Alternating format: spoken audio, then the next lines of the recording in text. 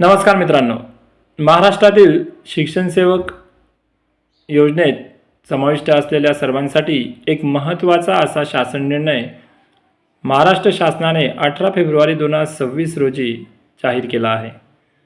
या शासन निर्णयामुळे आता शिक्षण सेवकांचे जे होणारे नुकसान आहे ते आता भरून निघणार आहे आणि शिक्षण सेवकांसाठी अतिशय उपयोगी आणि लाभदायी असा GR शासनाने 18 फेब्रुवारी 2026 रोजी निर्गमित केलेला आहे। आपण या GRला सविस्तर बघणार आहोत आणि याचा पूर्ण अभ्यास देखील करणार आहोत। चला तर मग व्हिडिओला सुरुवात करूया। आजच्या व्हिडिओत शिक्षण सेवकांसाठी खूप महत्त्वाची अशी माहिती मी तुमच्यासाठी घेऊन आलो आहे। तर व्हिडिओ जर तुम्हाला आवडला तर व्हिडिओला लाईक करा आणि हा व्हिडिओ जर तुम्हाला माहितीपूर्ण वाटला तर हा व्हिडिओ आपल्या शिक्षण सेवक बंधूंपर्यंत पोहोचावा, त्यासाठी जास्तीत जास्त शेअर करा आणि अशाच माहितीपूर्ण आणि नवनवीन व्हिडिओसाठी चॅनलला सबस्क्राईब करून घ्या, जेणेकरून शिक्षण सेवक, शिक्षक, पवित्र पोर्टल किंवा शालेय शिक्षण संबंधित शिक्षकांचे वेतन, पगार यासंबंधी जर आपल्याला व्हिडिओ जाणून घ्यायचे असतील, वेतन श्रेणीविषयी काही व्हिडिओ आपल्या चॅनलवर जर बघायचे असतील तर चॅनलला सबस्क्राईब जरूर करा। चला तर मग आजच्या या व्हिडिओला सुरुवात करूया। सर्वात आधी आपण बघूया शासन निर्णय निर्गमित केलेला आहे तो आहे शिक्षण सेवक योजनेत सुधारणा करण्याबाबत असा विषय आपल्याला या शासन निर्णयाचा दिसत आहे। 18 फेब्रुवारी 2026 रोजीचा हा शासन निर्णय, याची प्रस्तावना काय आहे ती आपण सर्वात आधी बघू। राज्यातील स्थानिक स्वराज्य संस्थांच्या शाळा तसेच 100% अनुदानित खाजगी शाळा, ज्यामध्ये प्राथमिक, उच्च प्राथमिक, माध्यमिक, उच्च माध्यमिक शाळा तसेच अध्यापक विद्यालये, शासकीय विद्यानिकेतने व सैनिकी शाळा यांचा समावेश आहे, अशा सर्व शाळांना सन 2000 पासून शिक्षण सेवक योजना लागू आहे। या योजनेतील काही तरतुदींमध्ये वेळोवेळी सुधारणा करण्यात आल्या आहेत। सद्यस्थितीत या योजनेनुसार उमेदवारास थेट शिक्षक पदावर नियुक्ती न देता 3 वर्ष कालावधीसाठी मानधन तत्वावर नियुक्ती देण्यात येते। या कालावधीत उमेदवाराची सेवा समाधानकारक असल्यास त्यास नियमित शिक्षक म्हणून मान्यता देण्यात येऊन अनुज्ञेय व वेतन श्रेणी लागू केली जाते। सद्यस्थितीत विहित पद्धतीने शिक्षण सेवक पदावर नियुक्त झालेल्या व्यक्तीची त्या पदावरील 3 वर्ष कालावधीची सेवा पूर्ण होण्यापूर्वी जर अन्य समान अथवा असमान शिक्षण सेवक पदावर नव्याने विहित पद्धतीने नियुक्ती झाल्यास अशा व्यक्तीस पुन्हा 3 वर्षांचा शिक्षण सेवक कालावधी पूर्ण करावा लागतो। पूर्वीच्या शिक्षण सेवक पदावरील त्याची सेवा नवीन शिक्षण सेवक पदाच्या 3 वर्ष कालावधीच्या परिगणनेसाठी विचारात घेतली जात नाही। त्यामुळे गुणवत्तेच्या आधारे पात्रता सिद्ध करून उच्च स्तरावरील शिक्षण सेवक पदावर नियुक्ती मिळवणाऱ्या व्यक्तींसाठी ही बाब काहीशी अन्यायकारक आहे। उपरोक्त अडचण दूर करण्याच्या अनुषंगाने आवश्यक उपाययोजना करण्याबाबतचा प्रस्ताव आयुक्त शिक्षण यांनी संदर्भ क्रमांक 3 अन्वये शासनास सादर केला आहे। सदर प्रस्ताव वित्त विभागास सादर करण्यात आला असता त्या विभागाने असे अभिप्राय दिले आहेत की शिक्षण सेवक योजनेचे मूळ धोरण शालेय शिक्षण व क्रीडा विभागाचे असल्याने सदर धोरणामध्ये बदल सुधारणा करण्याच्या अनुषंगाने वेगवेगळ्या कोणतेही अभिप्राय नाही। उपरोक्त बाबींच्या अनुषंगाने आवश्यक ती कार्यवाही करण्याबाबतचा प्रस्ताव शासनाच्या विचाराधीन होता।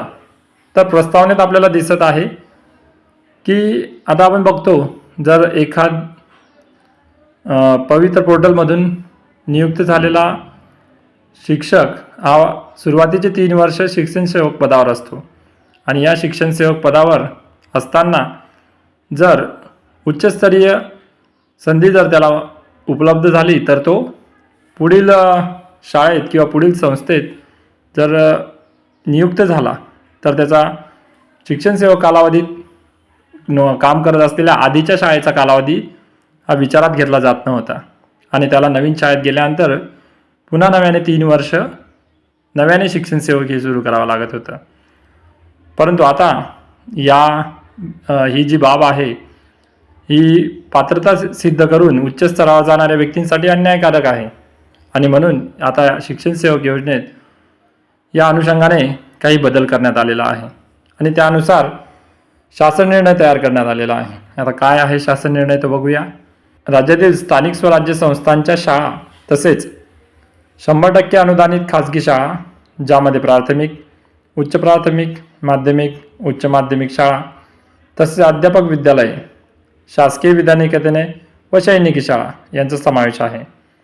त्यातील कोणत्याही स्तरावरील व कोणत्याही माध्यमातील कोणत्याही शाळेत विहित मार्गाने शिक्षण सेवक पदावर नियुक्ती झालेल्या व्यक्तीची शिक्षण सेवक कालावधी पूर्ण होण्याआधी कोणत्याही स्तरावरील व कोणत्याही माध्यमातील पूर्वोक्त कोणत्याही शाळेत शिक्षण सेवक पदावर विहित मार्गाने नव्याने नियुक्ती झाल्यास त्या व्यक्तीस नवीन नियुक्तीच्या अनुषंगाने 3 वर्षांचा पूर्ण शिक्षण सेवक कालावधी लागू राहणार नाही. पूर्वीच्या शिक्षण सेवक पदावर त्याने व्यतीत केलेला कालावधी विचारात घेऊन केवळ उर्वरित कालावधीसाठी त्याला नवीन शिक्षण सेवक पदाचा कालावधी लागू राहील. तर आपल्याला शासन निर्णयाच्या पहिल्याच मुद्द्यात आपल्याला पाहायला मिळत आहे की जर खाजगी अनुदानित असो, प्राथमिक, उच्च प्राथमिक, माध्यमिक, उच्च माध्यमिक शाळा असो, अध्यापक विद्यालये, शासकीय विद्यानिकेतने किंवा सैनिकी शाळा कोणत्याही प्रकारची शाळा असो, जर अशा शाळेमध्ये नव्याने नियुक्ती करून जर एखादा शिक्षक हा शिक्षण सेवकमधून लागत असेल तर त्या शिक्षकाला आता आधीच्या शाळेतील त्याचा जो कालावधी झालेला असेल, जो काही कालावधी झालेला असेल 1 वर्ष, 6 महिने, 2 वर्ष, तिथून पुढे कंटिन्यू करून मागचे जे कालावधी आहेत तो आता काउंट केला जाणार आहे आणि पुढच्या शाळेत उरलेला कालावधी फक्त पूर्ण करावा लागणार आहे. म्हणजे पुन्हा नव्याने 3 वर्ष करण्याची गरज भासणार नाही. ही एक शिक्षण सेवकांसाठी अतिशय लाभदायी आणि महत्त्वाची अशी गोष्ट महाराष्ट्र शासनाकडून करण्यात आलेली आहे. सदर निर्णय निर्गमित होण्याच्या दिनांकास ज्या उमेदवारांचा शिक्षण सेवक कालावधी चालू आहे केवळ अशाच उमेदवारांना हा लाभ अनुदेय असेल. शासन निर्णय निर्गमित होण्याच्या दिनांकापूर्वी शिक्षण सेवक कालावधी पूर्ण होऊन नियमित नियुक्ती झाली असेल अशा शिक्षकांना हा लाभ अनुदेय असणार नाही. एखाद्या उमेदवाराची पूर्वीची शिक्षण सेवक पदावरील सेवा व सध्या कार्यरत असलेल्या शिक्षण सेवक पदावरील सेवा या दोन्ही सेवेचा कालावधी 3 वर्ष किंवा अधिक झाला असेल अशा उमेदवाराचा शिक्षण सेवक कालावधी सदर शासन निर्णय निर्गमित होण्याच्या दिनांकात संपुष्टात येईल व त्यास नियमित वेतन श्रेणी अनुदेय ठरेल. सदर तरतुदीस प्रत्यक्ष अप्रत्यक्षरित्या बाधा पोहोचेल अशा तरतुदी शिक्षण सेवक योजनेशी संबंधित अन्य शासन निर्णयात असल्यास सदर तरतुदीच्या अंमलबजावणीसाठी अशा बाधा पोहोचविणाऱ्या तरतुदी व मर्यादेपर्यंत निष्प्रभ समजण्यात याव्या. शिक्षण सेवक योजनेसंदर्भातील अन्य तरतुदी यथास्थिती यापुढेही लागू राहतील.